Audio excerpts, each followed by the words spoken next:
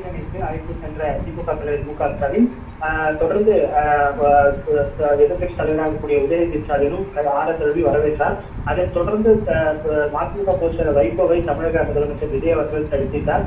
அடுத்தடுத்த மூத்த அரசியல் தலைவர்களை தொடர்ந்து தமிழக முதலமைச்சராக பொறுப்பேற்றதற்கு பிறகு விஜய் அவர்கள் சந்தித்து வருகிறார். முன்னதாக அன்புமணி ராமதாஸை சந்தித்த விஜய் அவர்கள் தற்போது நாம் தமிழர் கட்சியின் தலைமை ஒருங்கிணைப்பாளராக சீமான் அவர்களை சந்திப்பதற்காக தற்போது புறப்பட்டிருக்கிறார்.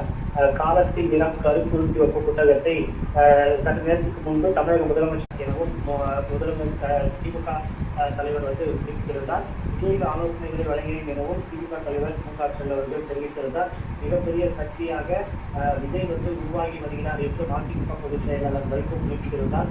ஆரோக்கியமான அரசியலில் அமைந்த விஜய் என்று வைகோ குறிப்பிட்டிருந்தார். மக்கள் மாற்றத்தை விரும்பியதன் அடையாளம் தான் இந்த தேர்தல் என்று வைகோ புகழாரம் சூட்டியிருக்கிறார். விஜயை சேர்த்து விஜய் சார்ந்த பண்புக்கும் நெஞ்சார்ந்த நன்றிகளை தற்போது வைகோ தெரிவித்துக் கொண்டார்.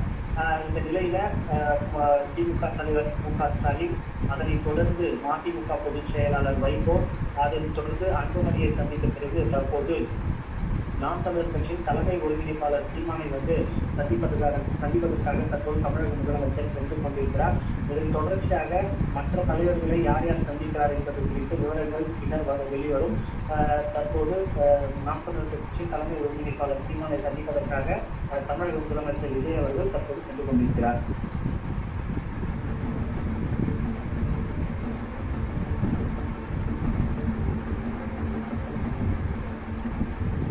நாம் தமிழர் கட்சியின் தலைமை ஒருங்கிணைப்பாளர் சீமான் இல்லத்திற்கு முதலமைச்சர் விஜய் வருகை புரிந்திருக்கிறார். அந்த காட்சிகளை பார்க்கிறோம்.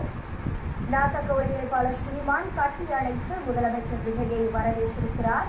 இது பற்றிய விவரங்களோடு இணைப்பில் இருக்கிறார் செய்தியாளர் வணக்கம். எப்பொழுதும் திரு விஜய் அவர்களை சீமான் தம்பி என்று அன்பாக அழைப்பார். இந்த சந்திப்பு தொடர்பான விவரங்களை தற்போது பதிவு செய்யலாம். அரசியல் நாகரிகத்தை கருதி தமிழக முதலமைச்சர் விஜய் அவர்கள் அரசியல் கட்சி தலைவர்கள், மூத்த தலைவர்களை சந்தித்து வருகிறார்.